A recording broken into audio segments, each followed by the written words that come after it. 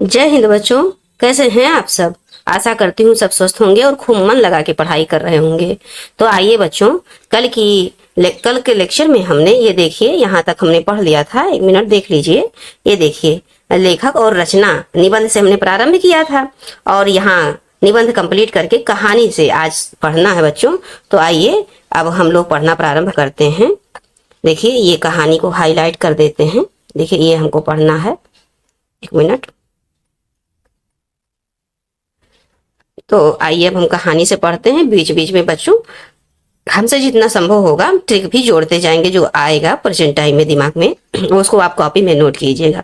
और किसी भी रचना के लिए जो ट्रिक होगा बच्चों उसको वहीं पर लिख लीजिएगा, क्योंकि फिर बीच बीच में बातें बदलती रहती हैं, दिमाग से बदल जाता है कुछ और, तो वो याद नहीं हो पाता है। और जब जो कोई ट्रिक मान लीजिए हमको समझ में आया, हम बोल दिया, आपने उसको ऐसे लिख लिया ब्रैकेट में, तो उससे क्या होगा कि अब वो जब भी आप याद करेंगे तो वही ट्रिक आपके दिमाग में आएगा और फिर चीजें क्या होंगी, अच्छे से याद रहेंगी। फिर हमेशा के लिए वो कुछ ही बार कुछ ही समय लगेगा रिवीजन में, तो मतलब कुछ समय तक आप रिवीजन निरंतर करते रहेंगे, उसके बाद वो जीवन भर आपके दिमाग में बैठा रहेगा। क्योंकि बच्चों जानते हैं ना, बहुत सारा याद करना पड़ेगा मैटर, कहानी से रिलेटिव इतना सारा है। क्या कहते हैं, उपन्यास जो भी है विधा आपकी, बहुत सारे लेखक हैं, बहुत सारी रचनाएं हैं। और प्लस आपके जो लेखक और ये क्या कहते हैं आपके कवि हो गए, इन लोगों की भी रचनाएं आपको याद ही करने हैं। जीवन परिचय को लिखना है तो भी लिखना पड़ेगा, और वन लाइनर क्वेश्चन पूछ रहा तो उसमें भी लिखना ही पड़ेगा, तो सब याद ही तो करना है। तो फोकस कीजिएगा कि हम अगर कोई ट्रिक बोले तो आप उसको नोट कीजिए। तो आइए बच्चों, आज हम क्लास कहानी से प्रारंभ करते हैं, लेखक और रचना। ये देखिए, रानी केतकी की कहानी इज़ा अल्लाह खान ने लिखा है। एकदम आसान है, आपको सुना सुनाया भी होगा, याद भी हो जाएगा कई बार, 2-4 बार रिवीजन से। अभी ही आप 3-4 बार बोलते रहिए, रानी केतकी की कहानी इंशाअल्लाह खान रानी, इस प्रकार से बार बार। राजा भोज का सपना, शिव प्रसाद सितारे हिंद। ठीक है बच्चों, जो शिव प्रसाद सितारे हिंद थे, ये हिंद का सपना देखा करते थे। कौन? राजा भोज। हिंद का, शिव प्रसाद सितारे हिंद का स्वप्न देखा करते थे। इंदुमती, किशोरी लाल गोस्वामी। किशोरी लाल गोस्वामी ने क्या लिखा है, कैसा कहानी? तो इंदुमती लिखा है। अब देखिए बच्चों, ये रामचंद्र शुक्ल 11 वर्ष का समय। अब यहाँ पे आपको ट्रिक बन मिलेगा भी और इसको लिख लीजिए, उससे कभी भूलेंगे भी नहीं। क्यों? क्योंकि जो रामचंद्र जी हमारे थे उनको कितने वर्ष का वनवास मिला था? 14 वर्ष का। लेकिन ये जो रामचंद्र शुक्ल है, इन्होंने 11 वर्ष के समय में ही समाप्त कर दिए। ठीक है, तो ऐसे याद रखिएगा, रामचंद्र ऐसे यहीं पर ब्रैकेट में लिख लीजिएगा। रामचंद्र जी को 14 वर्ष का समय लगा था, 14 वर्ष का वनवास हुआ था। अब फिर ऐसे तुरंत याद करेंगे और साथ में ये याद करेंगे, फिर याद करेंगे, फिर ऐसे वो दिमाग में एकदम फीड हो जाएगा। अब देखिए बच्चों, उसने कहा था, चंद्रधर शर्मा गुलेरी ने कहा कि उसने कहा था, किसी थर्ड पर्सन ने कुछ उनसे कहा था, तो वही कह रहे हैं कि उसने कहा था। आगे बच्चों देखिए, झलमला, पद्मलाल पुन्नालाल बख्शी झलमलाते रहते हैं, झिलमिलाते रहते हैं। क्या है? पद्मलाल पुन्नालाल बख्शी जो है क्या है, झिलमिला रहे हैं। क्या है? झिलमिला रहे हैं, झलमला। अब आइए बच्चों, प्रेमांजलि, पूस की रात और पंच परमेश्वर। तो आइए बच्चों देखिए, प्रेमचंद जी हैं, इन्होंने क्या लिखा है, प्रेमांजलि, पूस की रात, पंच परमेश्वर। प्रेमांजलि, पूस की रात और पंच परमेश्वर, ये कई बार आपको रिपीटेशन से चीजें याद हो जाएंगी। प्रेमांजलि, पूस की रात, पंच परमेश्वर। प्रेमचंद प्रेमांजलि को पूस की रात में पंच परमेश्वर की कहानी सुना रहे हैं। प्रेमचंद प्रेमांजलि को पूस की रात में पंच परमेश्वर की कहानी सुना रहे हैं। फिर आगे देखिए बच्चों, आधी आंधी, आकाशदीप, इंद्रजाल। ये जयशंकर जो प्रसाद है ना बच्चों, ये आपको कई विभिन्न प्रकार के जाल से मुक्त कर देंगे। कौन? जयशंकर। याद रखिए, चाहे जितनी आंधी आए, चाहे जितने आकाशदीप उठे, ऐसे भी याद कर लो, चाहे जितने आंधी और आकाशदीप की इंद्रजाल हो, जयशंकर जी क्या करते हैं, सारे विघ्नों से मुक्ति करा देते हैं। शंकर भगवान को याद करके बच्चों, जयशंकर, आंधी, तूफान, आकाशदीप, ये सारे इंद्रजाल ही तो हैं, इनसे ये भगवान मुक्त करा देते हैं, इनका ध्यान करें तो।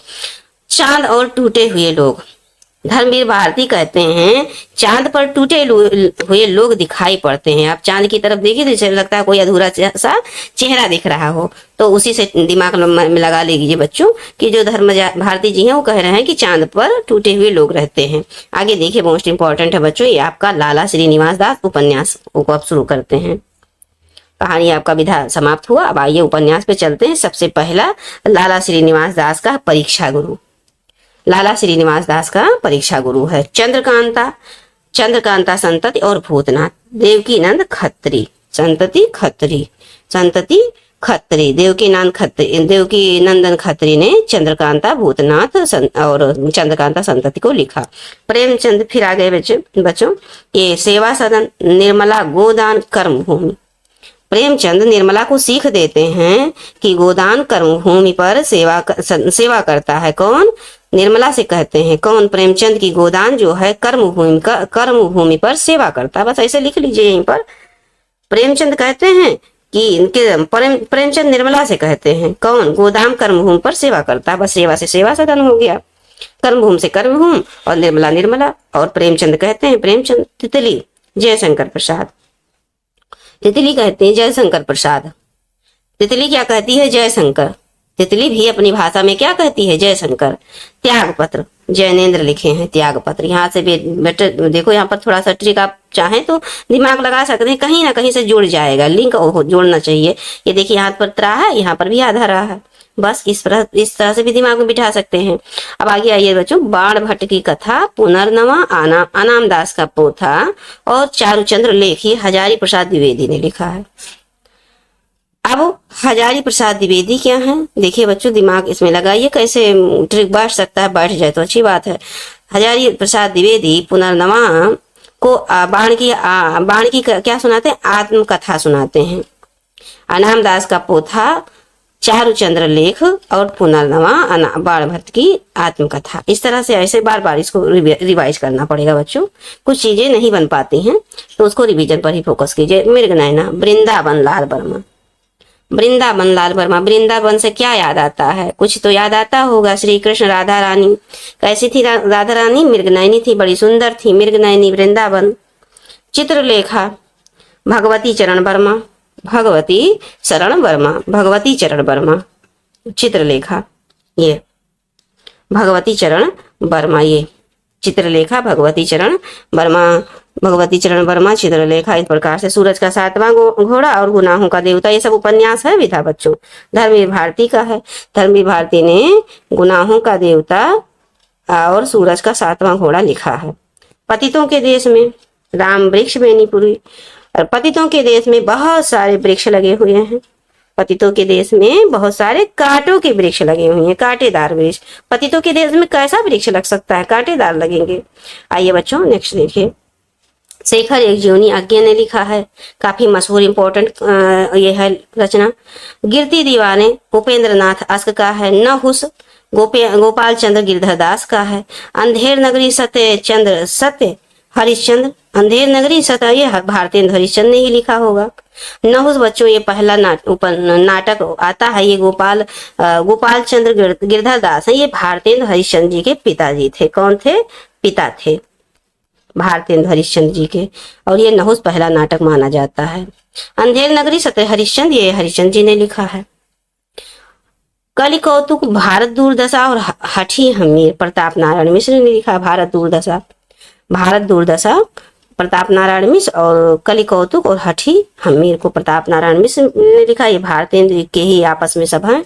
आगे पीछे के इनका 1850 में जन्म होता है, ये 1856 में शायद जन्म लेते हैं। हाँ, छद्म योगिनी और वीर हरदौल। वियोगी हरि यहाँ पर देखिए बच्चों, अब यहाँ पर आप ट्रिक लगा सकते हैं, ये तो आपको ऐसे ही याद कर सकते हैं। योगी, इस प्रकार से कुछ जितना भी याद हो जाए किसी के बहाने, किसी के माध्यम से, बस यही उद्देश्य है कि मैक्सिमम याद हो जाए। और जो चीजें नहीं याद होंगी उसको तो बार बार रट ही लेना है, और क्या करना है। देखिए, जयशंकर प्रसाद, आजाद शत्रु, चंद्रगुप्त, एक घूट हमने बताया नहीं था इनकी एक क्या है? एकांकी है। ये नाटक में भले लिख दिए हैं, लेकिन एक घूट इनकी जयशंकर प्रसाद की एकांकी हमने आपको याद कराया था, याद कीजिए। ये देखिए, और एक, और जयशंकर प्रसाद एक घूट, एकांकी एक, एकांकी इस तरह से ध्रुव स्वामी और स्कंदगुप्त, ये सब जयशंकर प्रसाद के। करबला हो गया, प्रेम की वेदी हो गया, संग्राम हो गया, ये सब याद कर लीजिए बच्चों, क्योंकि जब हम क्वेश्चन करवाएंगे ना तो जितना आप अपने आप को उसी समय परखिएगा कि आपने कितना मेहनत किया, और जब आप क्वेश्चन फटाफट सही सही कर लेंगे तो आपको काफी कॉन्फिडेंस होगा, आत्मबल मिलेगा आपको कि और चीजें याद करें और पढ़ें, ताकि हम एग्जाम में बहुत अच्छा कर सकते हैं। तो आइए बच्चों देखिए, करबला, प्रेम की वेदी और संग्राम, ये भी प्रेमचंद जी का क्या है, नाटक है। और उसके बाद ये थी अंधायु और नदी प्यासी थी, धर्मवीर भारती का नाटक है। कल्ली कुल्ली भाट, सूर्यकांत त्रिपाठी निराला का नाटक है। और आप तो अच्छे से भली भांति समझ गए होंगे बच्चों की कहानी क्या है, नाटक क्या है, किस प्रकार की विधा है, इसीलिए हमने पहले विस्तार से समझा दिया है। क्योंकि अब आपको नाटक बोला गया कि ये सब नाटक है, तो आपके दिमाग में ये बात बन रही थी, क्वेश्चन होता होगा कि मतलब नाटक क्या होता है, किस कैसे लिखा जाता है। तो ये हमने पिछले वीडियो में सब विस्तार से समझा दिया है बच्चों। जो नए बच्चे जुड़ रहे हैं वो उनको लिंक मिल जाएगा प्लेलिस्ट का इस वीडियो में, और उस पर क्लिक कीजिएगा, डिटेल सारी चीजें हैं। आप एक एक चीजें देखिए। अब जब यहाँ पर आप पढ़ रहे हैं तो आप नाटक आपके दिमाग में आया या उपन्यास आया, तो आपके दिमाग में ये बात आई कि ये क्या चीज है। तो ये जो क्या चीज है ये आपको उत्तर मिलेगा उस पिछले सारे वीडियो में बच्चों। और लहरों के राजहंस, आषाढ़ का एक दिन, मोहन राकेश, ये सब देखिए, मोहन राकेश के हैं लहरों के राजहंस। अम्बपाली, अम्बपाली राम वृक्ष बेनीपुरी, वृक्ष का नाम आ रहा है, ये अम्बपाली भी वृक्ष का ही बोध करा रहा। देखिए इस प्रकार से कुछ ट्रिक लगाते हुए चलिएगा। देखिए बच्चों, अब एकांकी पे आते हैं। एकांकी और जीवनी देखिए, कुछ फीचर कुछ एकांकी।